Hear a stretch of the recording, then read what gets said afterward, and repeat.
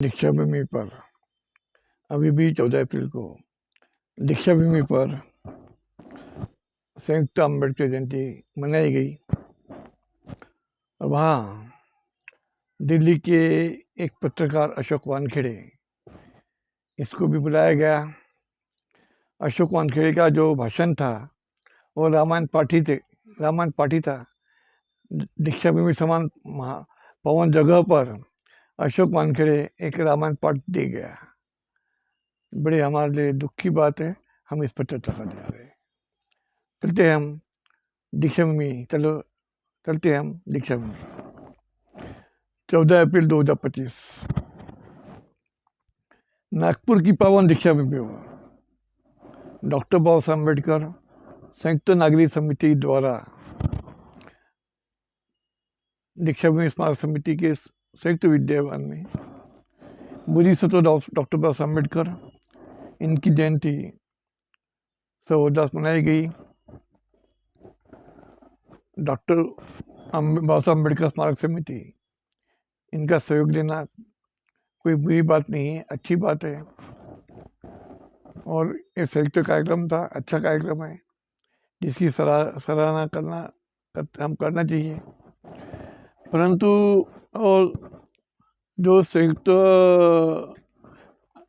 नागरिक समिति है उसके अध्यक्ष मेरे परम मित्र प्राध्यापक डॉक्टर प्रदीप आगलावे है। हम दोनों परम मित्र हैं, एक बड़े परम मित्र हैं। वो अम्बेडकर विचारधारा विभाग में विभाग अध्यक्ष हेड ऑफ डिपार्टमेंट रहे हैं। तब साथ ही डॉक्टर बाबा अम्बेडकर चरित्र साधना प्रकाशन समिति महाशासन के जो समिति है उसमें वो सदस्य सचिव भी रहे हैं। ऐसे मेरे मित्र बड़े विवाद के भी विषय रहे हैं। जो ग्रंथ पब्लिश हुए महाराष्ट्र शासन ने उसमें बहुत सी गलतियां दिखाई, जो गलतियां सुधारी नहीं गई। इस पर बहुत चर्चा हो रही है। और दूसरी बात, उन्होंने स्वयं को संपादक घोषित किया उस किताब के। उसमें किसी की मान्यता ली, इस पर भी बहुत चर्चा विवाद हो रहा है। हम इस पर कभी चर्चा करेंगे। सवाल वो नहीं है। सवाल है कि दीक्षा भूमि समान पावन जगह पर डॉक्टर बाबा साहब अम्बेडकर विचारों का मेल न खाने से जो संयुक्त जो अम्बेडकर जयंती मनाई गई उसमें जो वक्ता आए थे अशोक वानखेड़े, इन्होंने बहुत सी बातों तुम उनका भाषण अगर सुनोगे उसमें रामायण का उल्लेख बहुत दिखाई पड़ता है। राम का आदेश के बात उन्होंने की है।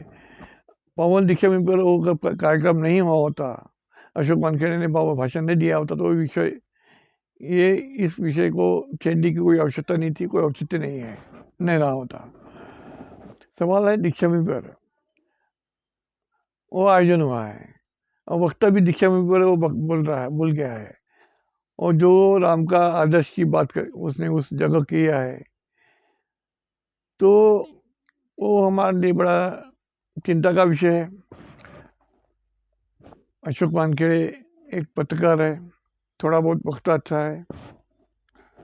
हाँ, वो थिंकर नहीं है, विचारविद नहीं है। अम्बेडकर विचारविद तो बिल्कुल नहीं है। बस पॉलिटिकल भाषण दे देता है, अच्छा पॉलिटिकल भाषण देता है। हमें उससे मतलब नहीं है वो कौन सी पार्टी से जुड़ा या किससे जुड़ा, इससे हमें कोई मतलब नहीं है। हमें जब हम बाबा साहब अम्बेडकर की जयंती मनाते हैं तो वो संदर्भ बाबा साहब अम्बेडकर के संदर्भ में वो भाषण होना चाहिए। उनका भाषण टोटली राजनीतिक रहा है, भाजपा संघ विरोधी रहा है। वो संघ विरोधी रहे या कांग्रेस विरोधी रहे, हमें उससे कोई मतलब नहीं है। उस जयंती समारोह में दिल्ली विद्यापीठ के प्राध्यापक डॉक्टर विजेंद्र सिंह चौहान भी आए थे, उनका भी भाषण हुआ। हमें वक्ता क्या बोलता है वो इम्पोर्टेंट है हमारे लिए। बाबा साहब पे वो किस पे हमें ज्ञान देता है। हमें हमारे जो वक्ता जो लोग आते हैं, प्रेक्षक वर्ग आते हैं, वो उन्हें क्या भाषण देता है ये हमारे लिए मायने रखता है। अगर वो रामायण पाठ करेगा तो कैसा होगा? क्योंकि हमारे समाज में बाबा साहब पर बोलने वाले संशोधक वक्ता की कोई कमी नहीं है। बहुत से हमारे संशोधक वक्ता है, अच्छे वक्ता है, जो बाबा साहब पर अच्छे से नए संशोधन पर भाषण दे सकते हैं। फिर अशोक वानखेड़े के समान भारत की आवश्यकता क्या पड़ी, ये भी सवाल आ रहा है। क्योंकि अशोक वानखेड़े पत्रकार है, नो डाउट, अच्छा पत्रकार है, अच्छी पत्रकारिता करता है। यूट्यूब पे भी उसे बहुत सी चर्चा होती है, भाषण उसको बुलाया जाता है, वो चर्चा वो पत्रकार होने के उनसे संबंध होने के कारण यूट्यूब पे उसी चर्चा होती रहती है। मैंने बहुत सी उसी चर्चा सुनी है। हमें उसके वो पत्रकारिता से हमें कोई संबंध नहीं है। अशोक वानखेड़े क्या पत्रकार करता है, कैसा करता है, किससे किस संगठन से जुड़ा है, किस पार्टी से जुड़ा है, हमें या किस विचारधारा से जुड़ा है, हमें इससे मतलब नहीं है। जब वो दीक्षा में आता है, बाबा साहब जयंती पर आता है, तो बाबा साहब पर जो वैचारिक भाषण होना चाहिए, बाबा साहब के विचारों पर होना चाहिए, वो चीज़ दिखाई नहीं पड़ी। इसलिए हमें ये, और दूसरी बात तो साम्यवादी विचारवादी भी नहीं है। बस उससे संघ विरोधी या ब्राह्मण विरोधी उसने भाषण दे दिया, तो ब्राह्मण विरोधी भारत का वो भाषण था, यही हम बोल सकते हैं। दूसरी बात क्या है, रामायण महाभारत उससे पूरी अशोक वानखेड़े ने पढ़ी है नहीं, ये तो उसका विषय है। अगर रामायण महाभारत पढ़ी होती तो वो इस तरह का भाषण नहीं दिया होता उसने, या अगर पढ़ा होगा तो समझा नहीं होगा, उमझा नहीं होगा। उसने दीक्षा में एक तुलना, अशोक वानखेड़े ने दीक्षा में एक तुलना कुंभ से की है, अयोध्या से की है, अयोध्या राम जन्मभूमि से की है। दूसरे अर्थों में अयोध्या ये प्राचीन बुद्ध नगर था, प्राचीन बुद्ध राजा की राजधानी थी। उसका मूल नाम साकेत है, और युद्ध के बिना जीतने कारण उसे अयोध्या नाम दिया गया। उन्होंने अपने भाषण में, अशोक वानखेड़े ने अपने भाषण में राम, रावण, अंगद आदि के संदर्भ दिया, उनके संदर्भ दिया, राम रावण के संदर्भ दिया, अंगद को मीडिएटर बता दिया, वो संदर्भ आए हैं उसके भाषण में। और उन्होंने राम को समझने की बात किया है, राम को समझना ही बात कर रहा हो भाषण में। राम केवल पूजने की चीज नहीं बोल रहा हो, राम को वो जीवन में उतरने की बात कर रहा हुआ। राम को जीवन में उतारना है, ये बोल भी गया वो दीक्षा में भाषण में। हिंदुत्व, उसने ये हिंदुत्व की बात की, हिंदुत्व वो बोलते खुद हिंदू है, वो खुद हिंदू है, और हिंदुत्व को मानते नहीं, मानने की बात किया, लेकिन वो हिंदुत्व भाजपा का हिंदुत्व नहीं है, ऐसा वो बोल गया है। वो भाषण का संदर्भ बहुत कुछ है। और हमारे जो वहाँ बैठे हुए विद्वान लोग उनका भाषण बड़े चाव से सुन रहे थे। वैसे देखा है तो महाभारत जो है महर्षि व्यास ने लिखा ही नहीं है, वो संपादक था महर्षि व्यास, यह महाभारत का संपादक था। उसके बाद दूसरा संपादक वैशंपायन रहा, दूसरा संपादक रहा, उस पर कभी चर्चा करेंगे। और ये जो रचना है, रामायण हो या महाभारत हो, 11वीं शती के बाद लिखी गई है, ये हमें समझना, क्योंकि वो कागज पर लिखी है। रामायण महाभारत ये कागज पर लिखी गई है, शिलालेख पर नहीं है। उसे संदर्भ शिलालेख पर दिखाई नहीं देते, ताड़पत्र पर नहीं दिखाई देते, ताम्रपत्र पर दिखाई नहीं देते, क्योंकि वो कागज पर लिखी गई है। और कागज का शोध चाइना में 10वीं शती में लगा है। और जो हिंदू धर्म या ब्राह्मण धर्म में जो निर्माण हुआ है, उसको भी इतिहास में हमको समझना होगा। पहली शती में चौथी बुद्ध संगति होती है कश्मीर में चौथी बुद्ध संगति होती है। वहाँ बुद्ध धर्म में दो संप्रदाय विभक्त हो जाते हैं, महायान और हीनयान। अर्थात महायान हीनयान का जो उदय होता है वो चौथी शती में होता है, चौथी संगति में होता है, एंड पहली शती में होता है। उससे 5वीं शती में महायान वज्रयान को जन्म देता है, 5वीं शती में।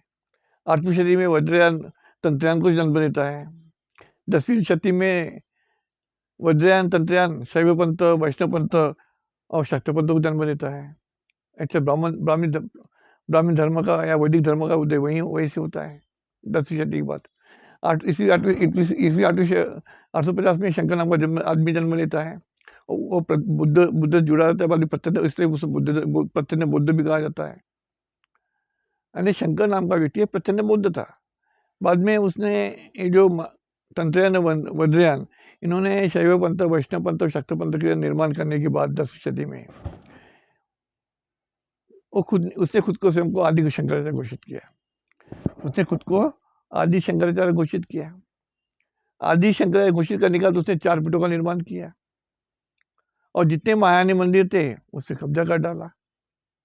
जितने हिंदू मंदिर, ब्राह्मण मंदिर, ये शैव मंदिर, वैष्णव मंदिर है, ये सब ये बौद्ध मंदिर थे, बौद्ध विहार थे।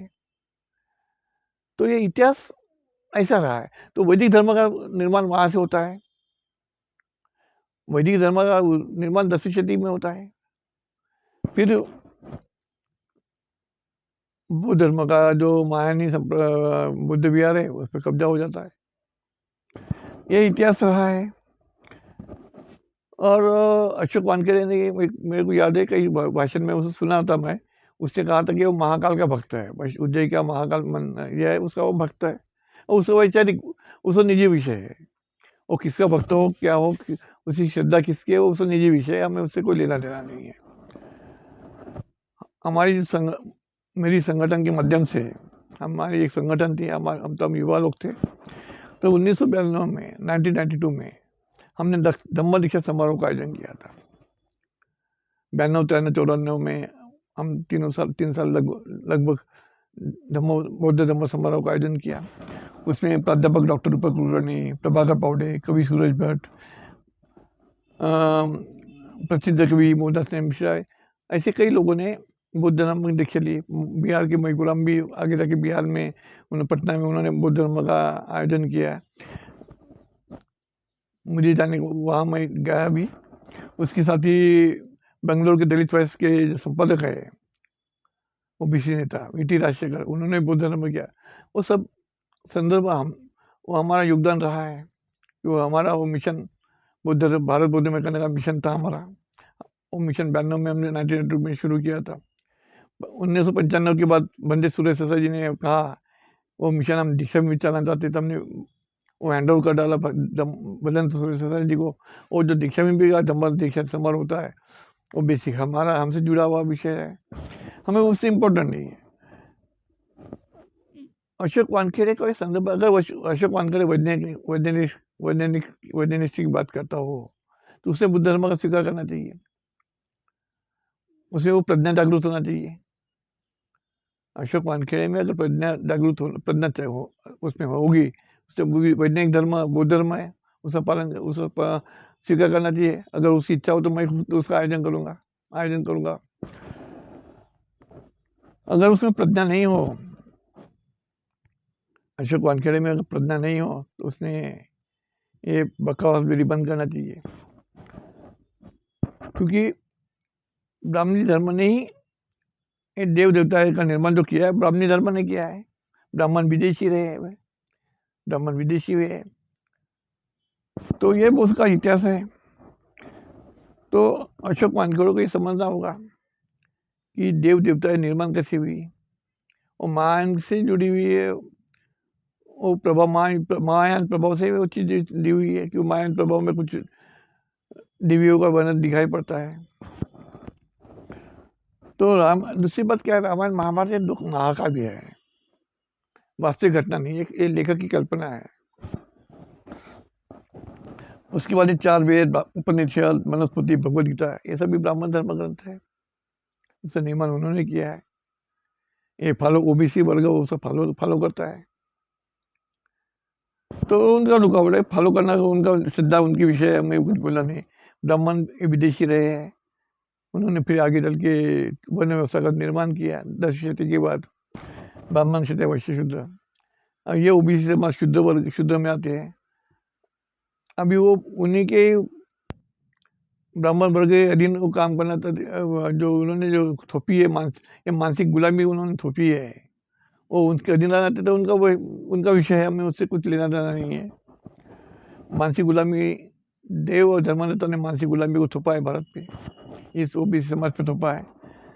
और जो भी ब्राह्मण धर्म करता है उसमें असमानता, बलात्कार, अनिश्चितता, ऐसे पूरा भरमा दिखाई पड़ती है उस धर्म ग्रंथ में। उसे कुछ एग्जाम्पल मैं देना चाहूँगा। ब्रह्मा सरस्वती का संदर्भ लो। एक श्लोक है, मध्याय वर्तने भवद्भिके कामं कुर्वाणे पितरि युवात्याम मननकृतो जहतु वीर्यन्ता संतो सनौ निश्चितं सुकृतस्य योनोहि। ये एक श्लोक है। अर्थात जिस समय पिता ने ब्रह्मा अपनी युति कन्या सरस्वती के साथ यथेच्छ कर्म किया, उस समय उनके संभव कर्म से समीप ही थोड़ा वीर्य गिरा।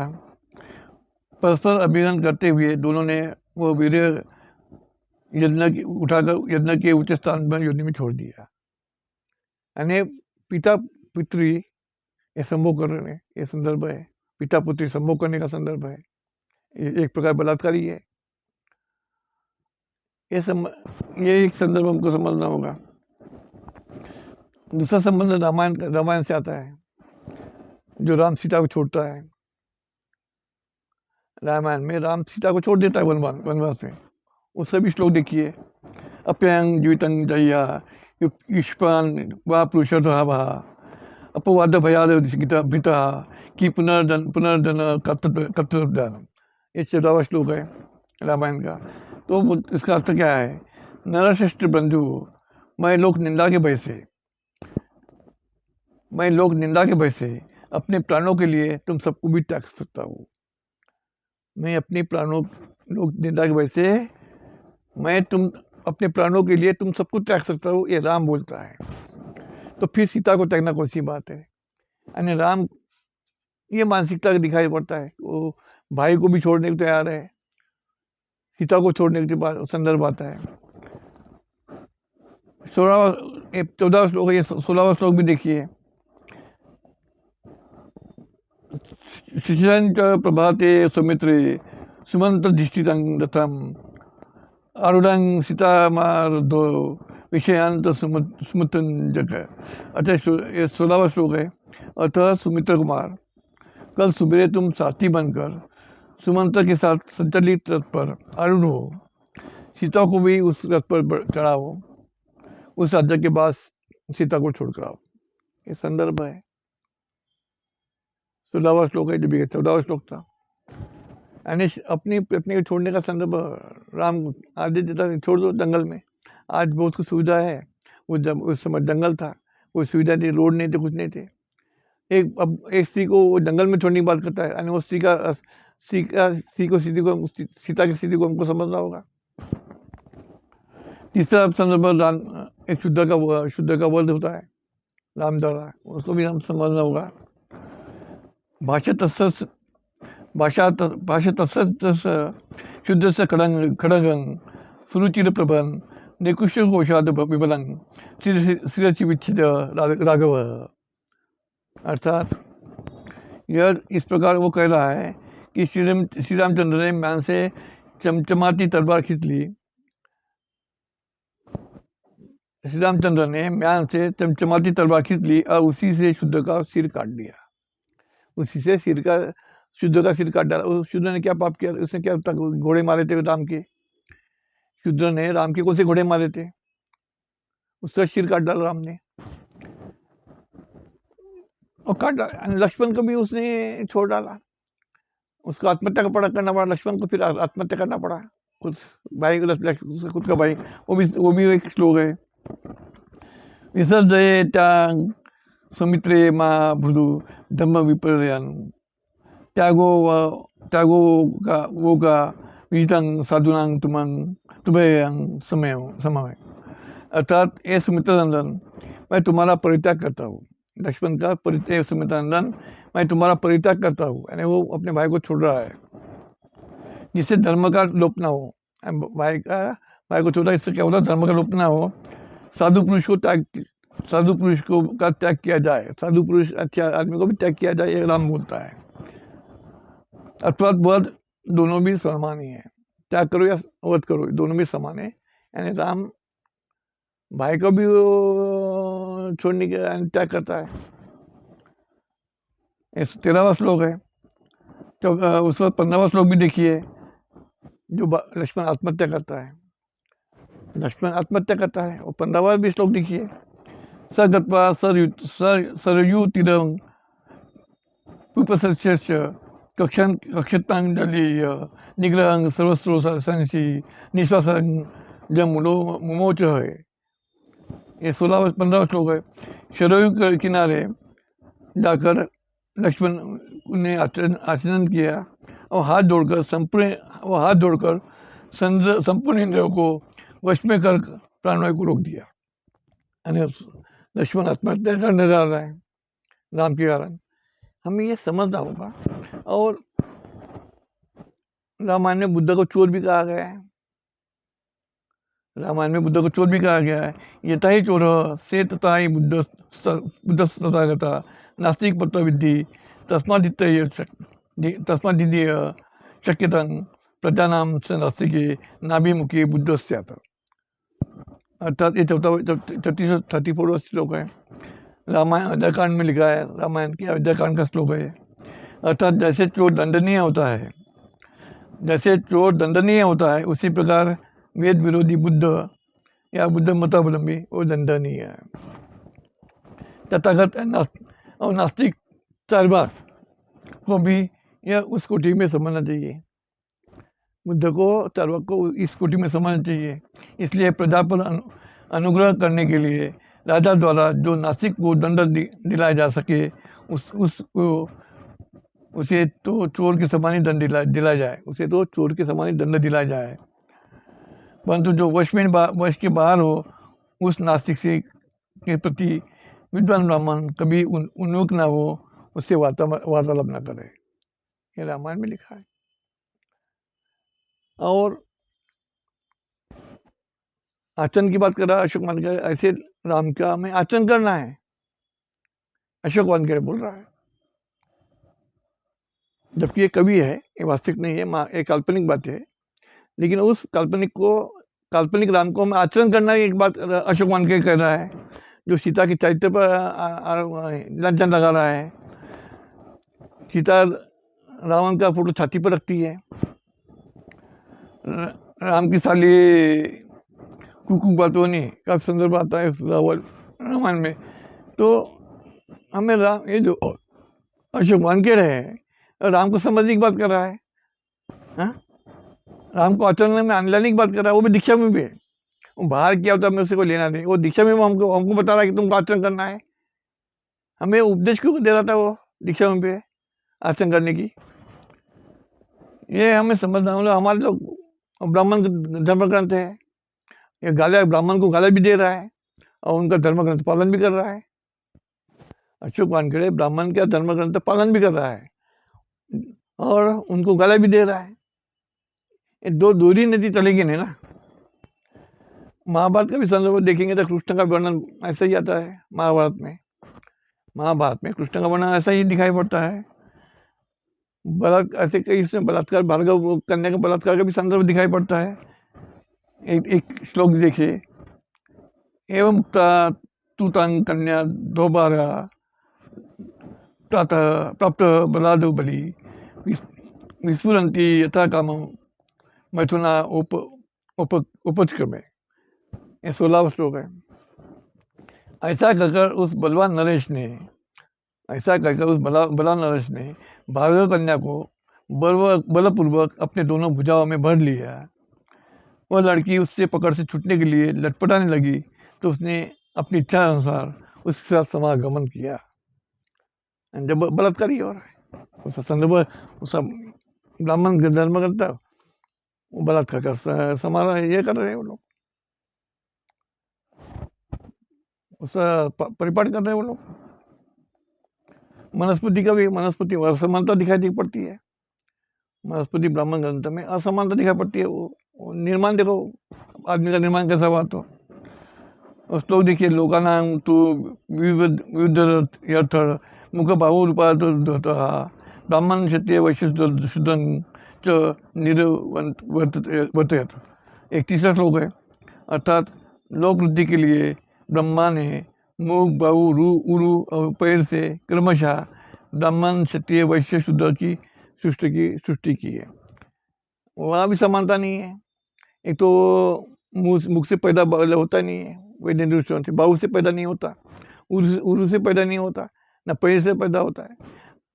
जो मानव का निर्माण होता है वो गर्भ से होता है, माँ के गर्भ से होता है।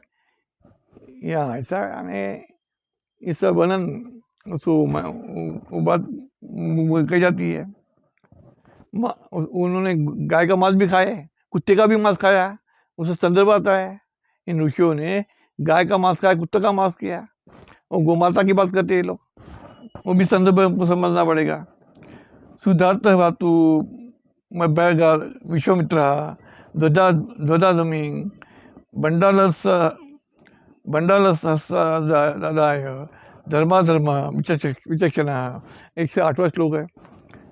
उसमें मनुस्मृति टीका संहिता का 8वां श्लोक है। अर्थात धर्म को जानने वाले विश्वामित्र ऋषि मुख से आर्त होकर चांडाल के हाथ से कुत्ते के दांत का मांस खाकर खाने को तैयार हुए थे। कुत्ते का विश्वामित्र कुत्ते का दांत का मांस खाने को तैयार हुए, ये संदर्भ आता है। गाय का भी मांस के लिए संदर्भ आता है। और वही मनुस्मृति में खाने योग्य पशुओं का मांस खाना पाप नहीं है, क्योंकि ब्रह्मा ने खाने वाले खाने योग्य दोनों को भी बताया है, कौन से किसको खाना चाहिए किसको नहीं खाना चाहिए, ब्रह्मा ने बताया। बोलता है जब कोई व्यक्ति विधि पूर्वक अनुष्ठान करके मांस नहीं खाता, तो अगर जो व्यक्ति मांस नहीं खाता तो विधि पूर्वक उसकी मृत्यु के बाद 21 बार पुनर्जन्म वाले पशु वाली योनि में वो जन्म लेता है। मांस का सेवन मनुस्मृति मानता है, और ये गोमाता का संदर्भ दे रहे हैं, जबकि गोमांस को खाते हैं लोग। ये भी हमको समझना पड़ेगा। गायत्री मंत्र भी हमको समझना होगा। उसे 3 संदर्भ दिए हैं, चौथा संदर्भ को हमको समझना। ओम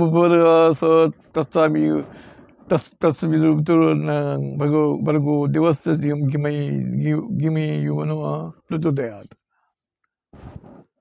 अर्थात हम उस ब्राह्मण परमात्मा का ध्यान करें जो तेजस्वी प्राण स्वरूप बोलने योग्य देव स्वरूप हो, उन्हें अपनी योनि शुभ कार्य के लिए प्रेरित करे। गायत्री मंत्र का संदर्भ आता है। उसे 3 संदर्भ दिखा पड़े, चौथा संदर्भ को हमको समझना होगा, क्योंकि बलात्कार का वो समर्थन करते हैं, ब्राह्मण धर्म के अंदर बलात्कार का समर्थन करते हैं। शाक्त परंपरा में महालक्ष्मी द्वारा विष्णु और सरस्वती की उत्पत्ति हुई है। महालक्ष्मी द्वारा विष्णु और सरस्वती की उत्पत्ति हुई है। विष्णु और सरस्वती भाई बहन है। विष्णु और सरस्वती भाई बहन है। सरस्वती का विवाह ब्रह्मा से होता है, और ब्रह्मा की जो पुत्री है वो विष्णु की पत्नी बन जाती है, यानी भांजी। सरस्वती की लड़की उसी भांजी होगी, तो भांजी से विवाह कर लेता है, बलात्कार कर लेता है, एक प्रकार है। ये संदर्भ है ब्राह्मण धर्म ग्रंथ में, ऐसे संदर्भ दिए, ऐसे अनिष्ठा को परोसा गया है। इंद्र का बलात्कार, इंद्र आदि बहुत से देवों का बलात्कार हमको ब्राह्मण धर्म में दिखाई पड़ते हैं। यानी ऐसी चीज़ों को समर्थन हमें ब्राह्मण धर्म देता हो। और अशोकवान के वो देव आदि का संकल्पना मानता हो, ब्राह्मण धर्म ग्रंथ के मानकर उनका आचरण करने की बात करता, राम का आदर्श मानने की बात करता हो, तो हमारी चिंता का विषय है। अरे भाई, तुम ब्राह्मण को गाला भी दे रहे हो, ऊपर से ब्राह्मण ने जो धर्म ग्रंथ लिया उसको आचरण भी कर रहे हो, ये दोहरी नीति ठीक नहीं है ना। तो वो भी दीक्षा में पे उसे बाहर जगह किया तो मेरा कोई मतलब नहीं था। अगर ये कार्यक्रम अमर जयंती का अशोक प्रदीप अग्रवाल ने बाहर किया था, मैं उससे भी कोई मतलब नहीं। दीक्षा में पवन भूमि है, हमारी भावना जुड़ी है वहाँ। और स्वतंत्र समता बंधु न्याय, ये जो तत्व है, ये बुद्ध धर्म ने को बुद्ध का अहम तत्व है। बुद्ध धर्म में इसको बहुत महत्व दिया जाता है, स्वतंत्र समता बंधुता न्याय को। भारत का संविधान लिखते समय बाबा साहब ने वो संदर्भ दिया है। प्रजातंत्र यानी डेमोक्रेसी को भी बाबा साहब ने भिक्षु संघ से लेने की बात की है। जो हमें डेमोक्रेसी, भारत की डेमोक्रेसी, बाबा साहब ने और भिक्षु संघ से लिया बात किया है बाबा साहब ने। अत्तदीपो भव बुद्ध का जो संदेश है, स्वयं का दीप स्वयं बनो, स्वयं को शरण जाओ, दूसरों को शरण मत जाओ। बुद्ध हमें कहते हैं, हमें अब स्वयं प्रकाश होना है, स्वयं का दीप स्वयं बनना है। उसी साथ ही चरत भिक्खवे चारिकम भोजन हिताय भोजन सुखाय लोकानुकंपाय अर्थाय हिताय सुखाय देव मोहस्थानम देशस्थ भिक्खवे धम्मम आदि कल्याणं मध्य कल्याणं पुरुषान कल्याणं सत्संग सविजनं केवलं परिपूर्णं परिशुद्धं ब्रह्मचर्य प्रकाशित। अर्थात भिक्षु बहुजन हित के लिए, बहुजन सुख के लिए, लोगों के कल्याण के लिए धर्म प्रदेश का प्रसार करने भ्रमण करो। प्रारंभ में कल्याणप्रद, मध्य में कल्याणप्रद और अंत में कल्याणप्रद ऐसे धर्म मार्ग का अर्थ तथा भाव रहित परिशुद्ध ऐसे धर्म का ब्रह्मचर्य रखकर प्रचार करो। बुद्ध ऐसे बात कर रहे हैं, भोजन हिताय भोजन सुखाय की बात कर रहे हैं। सब पापस्करणं कुशल संपदा सचित्त परियोधपणं एतम बुद्धा शासनं। अर्थात सभी अकुशल कर्म नहीं करना है, कुशल कर्म करना है, चित्त को परिशुद्ध करना है, यही बुद्ध का शासन है। तो हमें क्या दिखाई पड़ता है, या प्रज्ञाशील करुणा को हमको बुद्ध बता दिए है। हमें प्रज्ञा का आचरण करना है, शील का आचरण करना है, करुणा का आचरण करने की बुद्ध हमें सीख दे रहे हैं हमें। तो बुद्ध ने श्रद्धा को अपना बीज भी माना है, बुद्ध ने श्रद्धा को अपना बीज भी माना है। श्रद्धा बिदं तपो बुद्धि पया में हिरीसा मनो युक्तं सती में फल पाचनं काय गुत्तो वच्ची गुत्तो आहारे उदरहितो सच्चं करोति नित्यं सुरंजं ये में प्रवचनं विरिये ये दोरं योगरक्ष्य लोक्यमादि वाहनं गच्छति अभिव्यंजन यत्र गत्वां सोचति। ये सूत्र पिटक का कृषि वाले का सूत्र है। सूत्र पिटक में कृषि वाले सूत्र में दिया है। अर्थात श्रद्धा ये मेरा बीज है, तपस्या मेरी सृष्टि है, प्रज्ञा ये मेरा जू और नागर है, पापलज्जा ये मेरा इसाड़ है, चित्त यह रस्सी है, स्मृति या जागृति यह मेरा फाल और चाबुक है, काया वाचा मन से मैं संरक्षण करता हूँ, उदार निर्वाह आहार में संयमित रहता हूँ, सत्य यह मेरा निंदन है और संतोष यह मेरी छुट्टी है, तथा धूरा युक्त मेरा उत्साह यह मेरा निर्वाणा भूख की ओर ले जाता है। यहाँ जाने पर वह पीछे लौटता नहीं है, वो शोकरित हो जाता है, बुद्ध कहते हैं। अर्थात बुद्ध का जो श्रद्धा है और प्रज्ञायुक्त श्रद्धा है, बुद्ध की श्रद्धा ये प्रज्ञायुक्त श्रद्धा है। अगर श्रद्धा में प्रज्ञा नहीं है तो अंधश्रद्धा हो जाती है, अगर श्रद्धा में प्रज्ञा नहीं हो तो अंधश्रद्धा हो जाती है। विपश्यना का संदर्भ भी हमें इसी संदर्भ में लेना पड़ेगा। क्या हमें प्रज्ञा है, हम प्रज्ञा रखकर विपश्यना कर रहे हैं। ये हमारा प्रज्ञा का ये विषय जो है, हम प्रज्ञा से उसको जान रहे हैं। विपश्यना में भी दिखाई पड़ता है। और विपश्यनावादी भी विपश्यना का संदर्भ लेते हैं, विपश्यना की बात करते हैं, लेकिन वो भी उनमें मुजोरी दिखाई पड़ती है। वो बोलते हैं हम विपश्यी है, उनमें मुजोरी दिखाई पड़ती है। अगर तुम विपश्यी हो तो तुम्हारा आचरण शांत होना चाहिए, समझने की तुम्हें सहनशीलता होना चाहिए। अगर तुम विपश्यी हो, तुम शांत होना चाहिए, तुमको सबको समझ कर लेना चाहिए। अगर तुम ये चीज सबको समझ कर लेते हो और अपनी मजदूरी करते हो तो विपश्यना कहाँ है तुम्हारी, ये भी हमको समझना पड़ेगा। प्रज्ञा कहाँ है तुम में, ये भी हमारा ये सवाल है। और वो विपश्यना एक बुद्ध का छोटा सा भाग है, एक छोटा भाग है, पूरा धर्म नहीं है। विपश्यना धर्म नहीं, पूरा धर्म नहीं होता। तो ये जो विवाद को जन्म हो रहा है, ये विवाद को भी हमको समझना पड़ेगा। हमें धर्म पालन प्रचार के लिए ये हमारा प्रमुख लक्ष्य होना चाहिए। धर्म पालन प्रचार ये हमारा लक्ष्य होना चाहिए।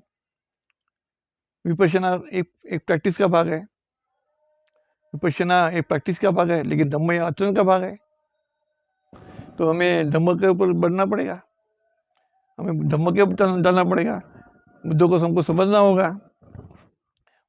मुजरी जो लोग करते हैं तो विपश्यी कैसे हो सकते हो। और जैसे वो बताते हैं बहुत ज्ञान प्राप्त मिल गया उनको, विपश्य किया वो बहुत बड़ा ज्ञान प्राप्त हो गया। तो ये चीज़ हो रही है। तो हमें प्रज्ञाशील करुणा को हमारे लिए मान्य रहता है, लेकिन हमें इन लोगों में प्रज्ञाशील करुणा का अभाव दिखाई पड़ता है, जो हमारे लिए बड़ा चिंता का विषय है।